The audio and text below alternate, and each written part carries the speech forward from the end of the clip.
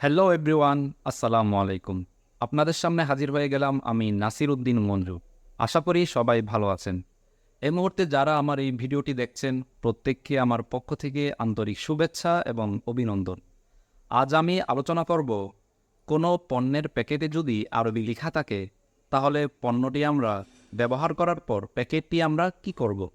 সাধারণত আমরা কোনো পণ্য ব্যবহার করার পর প্যাকেটটি ডাস্টবিনে, রাস্তায়, নালায় কিংবা যে কোনো স্থানে খুবই অবহেলার সাথে ছুঁড়ে ফেলি।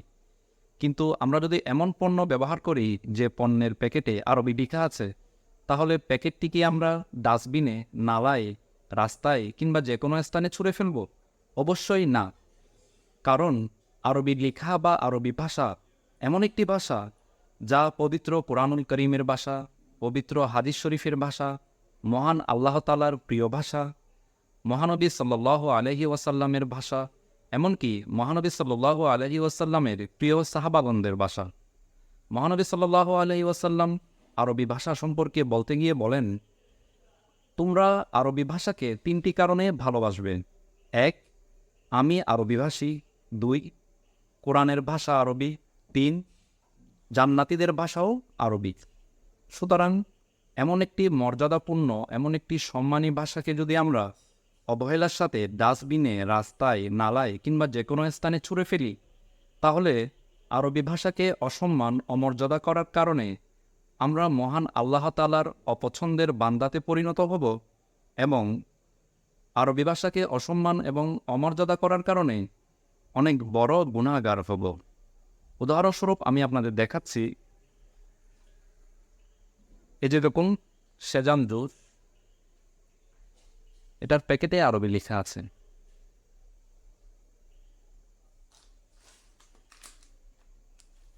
এই যে দেখুন আরকো ফ্রাইড পিস,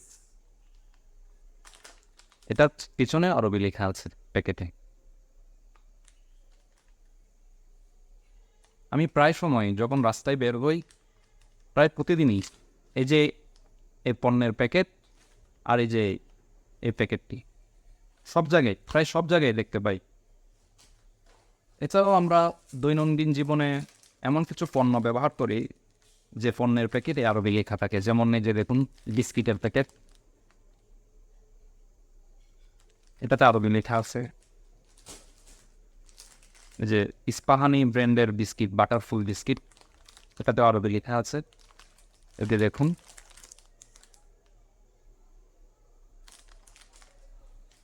তারপর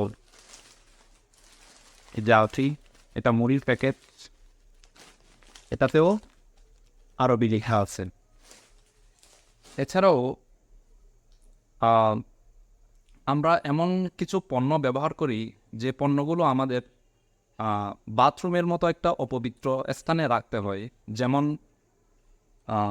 এই যে দেখুন ফেস ওয়াশ, আমরা যখন কোনো এই বাইরের ব্র্যান্ডের বা বাইরের দেশ থেকে আনা হয়েছে এমন কোনো ব্র্যান্ডের ফেস ওয়াশ ব্যবহার করি, তখন ওগুলোতে কিন্তু এই যে আরবি লেখা থাকে। দেখুন এখানে আরবি লেখা আছে।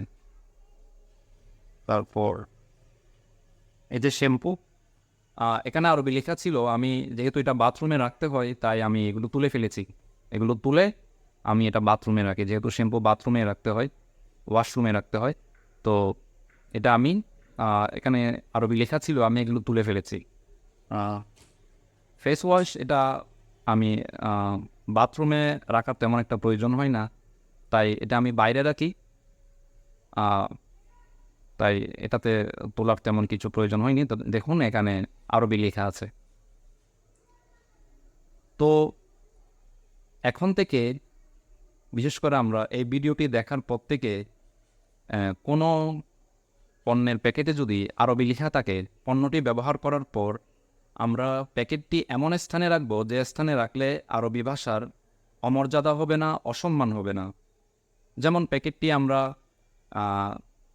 পুকুরে ফেলতে পারি বা এমন কোনো উঁচু স্থানে রাখতে পারি যেখানে রাখলে আরবি ভাষার অসম্মান বা অমর্যাদা হবে না, বা এমন স্থানে রাখতে পারি যে স্থানে মানুষের চলাচল খুবই কম।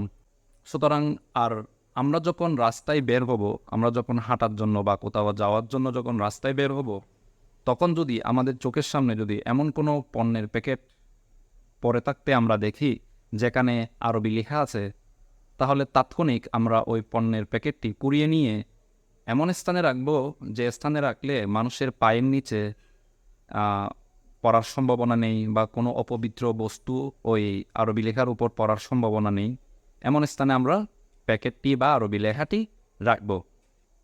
আমরা সবাই যেন এই বিষয়টি খেয়াল করে মেনে চলতে পারি মতো মহান আল্লাহ তাআলা আমাদের তৌফিক দান করুক। আজ এই পর্যন্ত। সবাই ভালো থাকবেন, সুস্থ থাকবেন, সুন্দর থাকবেন, নিরাপদে থাকবেন।